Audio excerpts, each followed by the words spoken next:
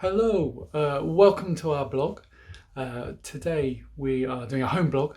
I've got the day off work, so Izzy, my wife, has lined up a load of jobs for me to do, as you would expect. So the first things first, we're off to the garden centre to go and get some compost because we need to mulch the garden before all the spring plants come up. I also need to pop in to a few shops and get some DIY supplies, some filler and things like that. And then it's home to get on with the jobs. So let's do it.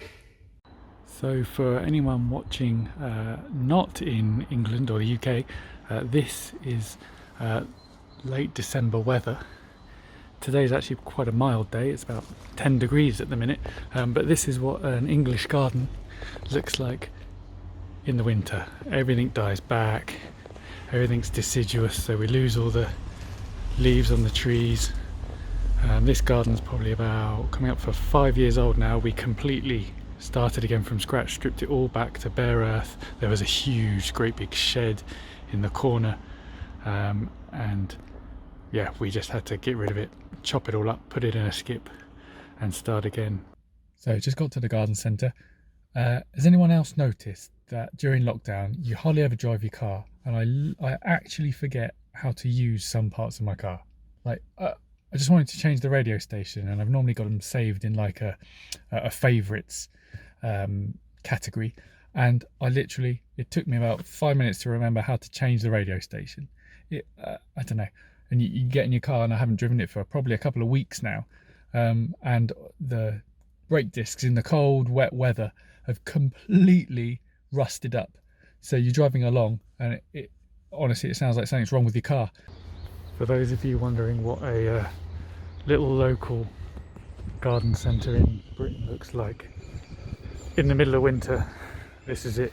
It's a bit slim pickings, but I can never resist having a look around the plants just to see maybe what's available. But it's a bit of a lonely grey place at the minute. So I've got my compost. Hell of a good deal. Must be trying to get rid of it, but 6 bags of that mixed with that manure, that should be all good to go. Right, let's go inside and pay for it. Here's a question: why are garden centres open at the minute? All shops are supposed to be in lockdown, apart from like essential services, so supermarkets, grocery shops, things like that. But why are garden centres open? I kind of get how DIY shops are open, home base and B&Q and things, because you might need some essential maintenance on your house or something. But garden centres, are they really that essential? It's a strange thing. I don't really understand it. So if you've got an opinion or you know why they're open, comment down below and let me know. I mean, it's useful because I managed to get the compost I needed today, but I just don't know if they should be considered an essential shop.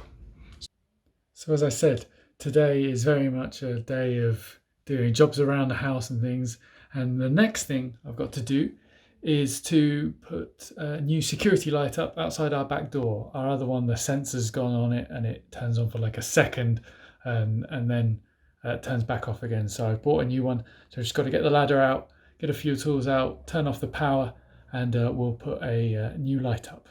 As you can see, this light here is the one that's broken, just does not want to work at all.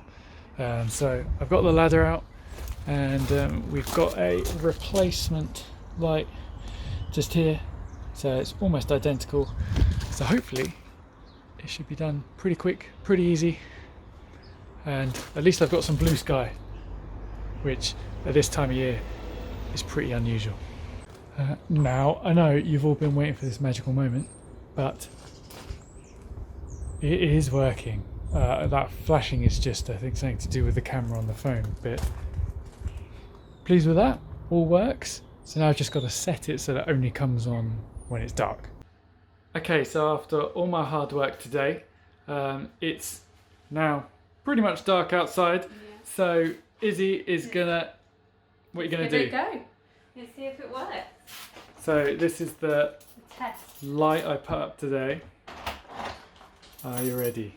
Is it gonna Whoa! Wow! It's not the most flattering. It looks like you're about to get beamed up into a UFO or something. But it works. I don't have to It come back in the works. dark. Oh, the black. So now you can see how to unlock the gate when you come back from work. We decided we'd try and make something a bit special for tonight's dinner. So Izzy, what are we making I tonight? can never say it. Ronto roasty wraps. It's exciting. Where are they from? Star Wars in Disney World. So what she means is Galaxy's Edge in Disney's Hollywood Studios. Oh, you can see we are big Disney fans. And they are sort of a sausage in a naan bread with coleslaw and a little bit of spice and sort of a peppercorn sauce. Yeah, it'll be good. So obviously we can't exactly replicate what they do at Disney. A lot of the ingredients probably aren't even available in this country. So what we're going to try and do is make them kind of as close as we possibly can. I think that the genuine ones do have kind of like a chipolata type sausage in them, like a slim sort of spiced sausage, and they also have like roast pork belly. Now, we weren't about to go and buy a load of pork belly just to try this out, so we've just got chipolatas. We've got some coleslaw, which we're gonna kind of put a bit more vegetable and salad into to make it a bit more like the stuff that you get from Disney, and we've got a peppercorn sauce, which we've used some before for something else. So we're going to try that, and hopefully they're even vaguely close. But let's give it a try. It might not look pretty. The plan is we're going to roast the sausages, and then we will obviously put the naan bread in, but we'll grate some carrot, chop some spring onion, make the coleslaw a bit more fuller, is that the word? And then sort the peppercorn sauce out. So hopefully it's quite easy, not too long, and see what happens. Okay, so our chipolatas are going in. Oh, Izzy's breaking the oven. Doesn't fit. We didn't move this.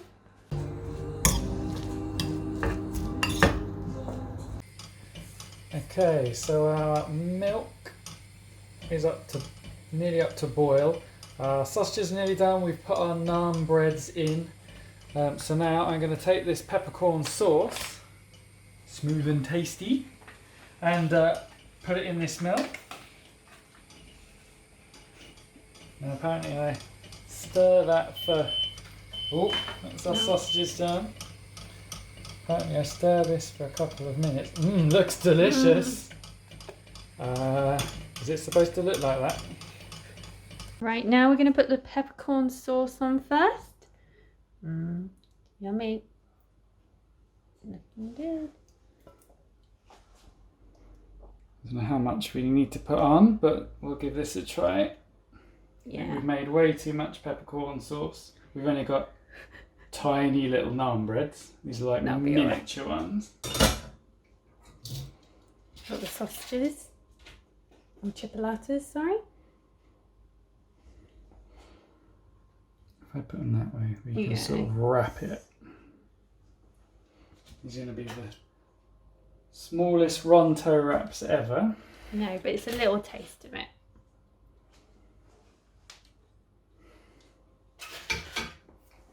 And then we've got our coleslaw, which we put a few chili flakes in as well, just to get a little bit of warmth.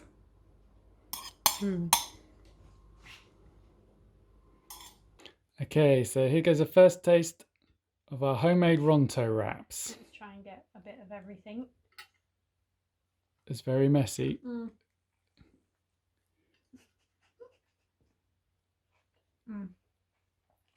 Anything like the real thing? It's quite close. No, the textures and everything.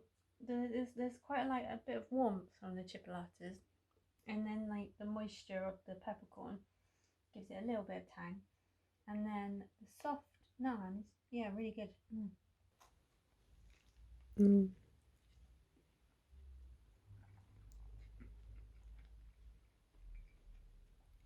It's a bit more sort of creamy than, there's a bit almost too much sauce. Yeah. I know they have their coleslaws a lot more like cabbage in it and things.